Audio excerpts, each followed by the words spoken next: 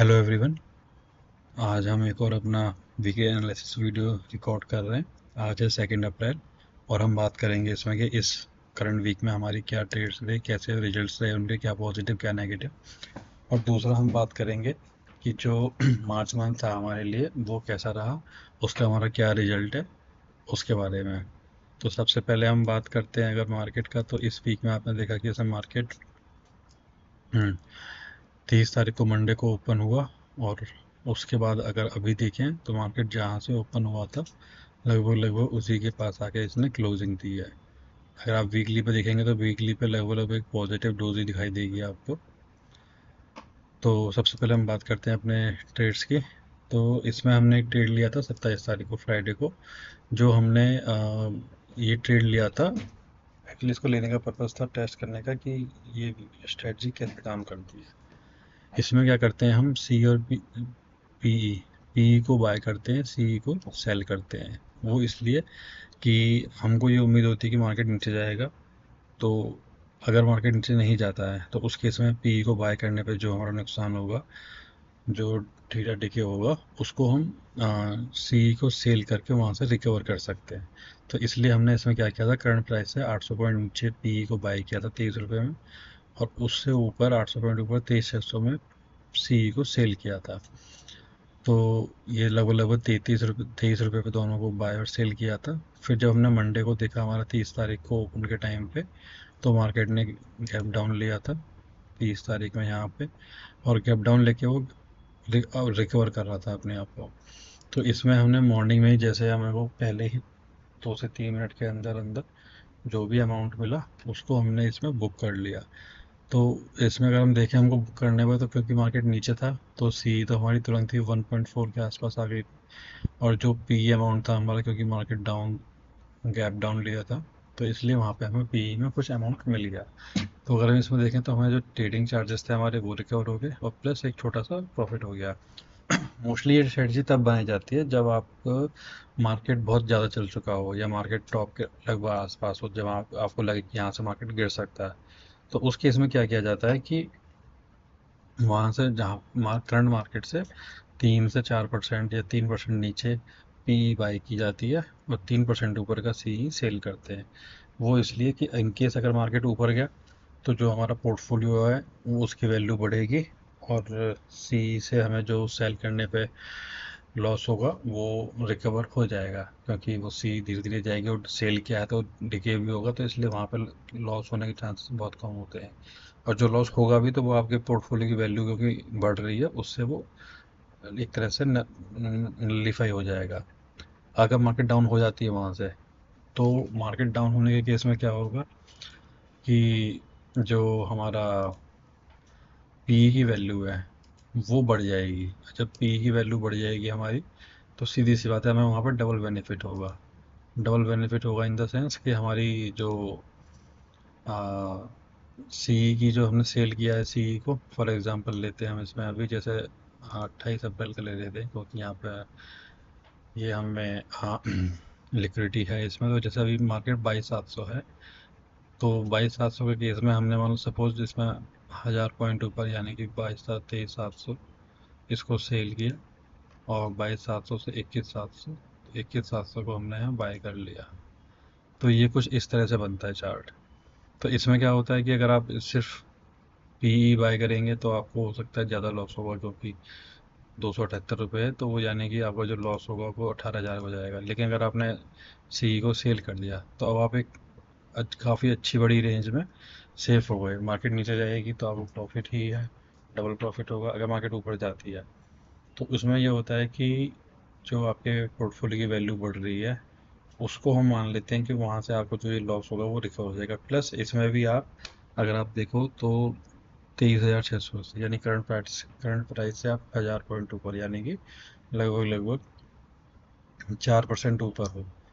तो इसलिए इसको लिया था क्योंकि उम्मीद की जाती है कि मार्केट की निफ्टी इतना नहीं भागेगी एक महीने में कि वो 4% को क्रॉस कर जाए। ऐसा बहुत कम होता है कि निफ्टी एक महीने में 4% का रिटर्न दे दे। तो तब ये स्ट्रेटजी बनाई जाती है। और इसको बनाने का ये बेनिफिट होता है कि जो पी को बाय करने पे आपको अमाउंट पे जो ठेरा डिके हो रहा है उसको आप सी से रिकवर कर सको। तो सिर्फ इसी को हमें टेस्ट करने के लिए ये यहाँ पे बनाई थी, जो हमें थोड़ा लगा आइडिया कैसे काम करती है। फिर 30 तारीख को हमने एक और ट्रेड लिया, जो हमने पी को सेल करने का लिया था। उम्मीद थी कि मार्केट यहाँ से रिकवर करेगा, तो इसलिए हमने यहाँ पे पी को सेल करा, लेकिन मार्केट डाउन हो गई। डाउन होने पर हमको जो इसमें लॉस होने लगा, तो हमने 900 पॉइंट, 9 मतलब 1000 रुपये का लॉस हुआ हमें, और हम इसमें से एग्जिट कर गए।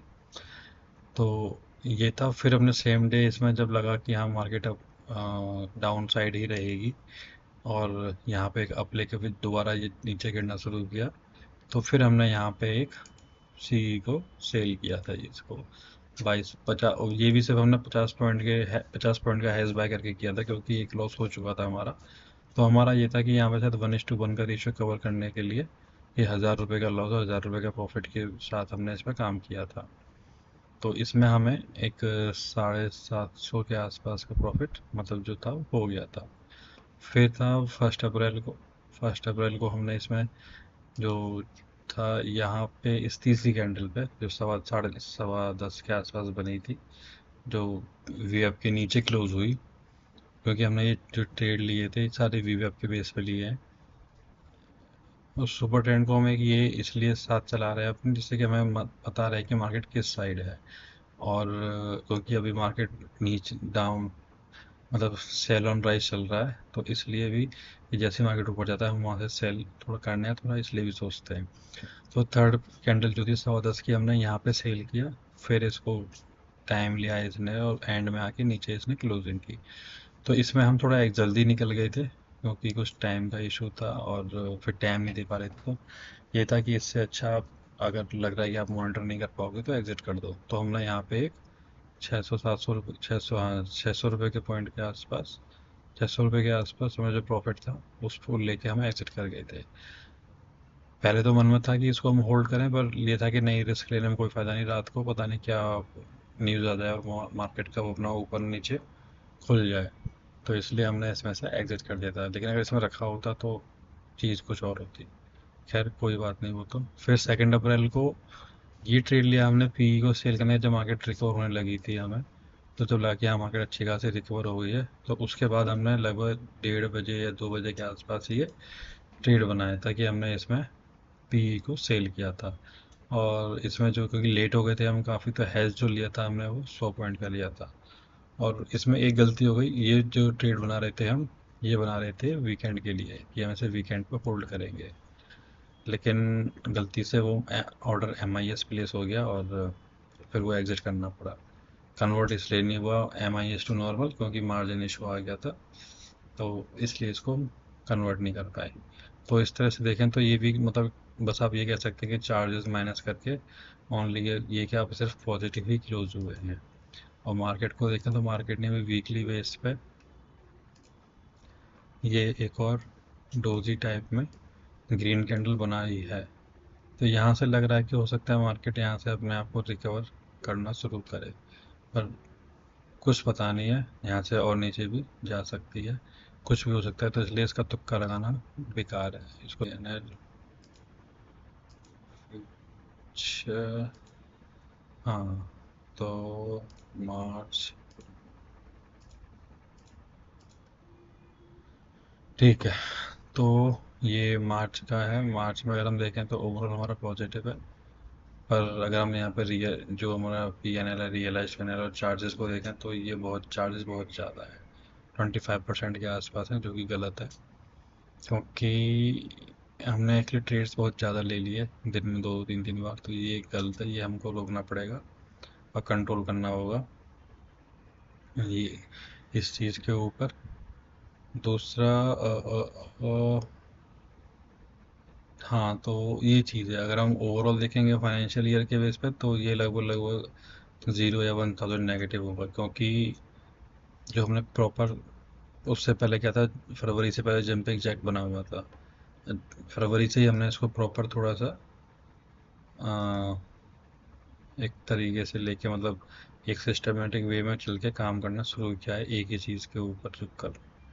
तो इसमें अगर हम देखें यहाँ पे हमारा, तो हाँ, क्योंकि पहले मंथ में काफ़ी लॉस है, ये जो बीच में है, जैसे यहाँ पे भी लॉस है हमारा, 750 का लॉस है, फिर 7000 का लॉस है यहाँ पे, 1300, 2200, 2400, 5300, तो ये इस तरह से लॉस है। तो इसलिए फिर यहाँ पे अगर आप ओवरऑल ईयर वाइज देखें तो ठीक है, एक पॉजिटिव नोट पे आप आके क्लोज कर रहे हैं, पर हमको अपने ट्रेड नंबर ऑफ ट्रेड्स पे कंट्रोल करना होगा, क्योंकि ये बहुत ज़्यादा हो रहे हैं। जैसे कि जो हमारा अमाउंट है वो चार्जेस में 25% जा रहा है, वो गलत है, इतना नहीं जाना चाहिए। कोशिश करेंगे हम इसको कि हम इसको 15% के अंदर अंदर रख सकें।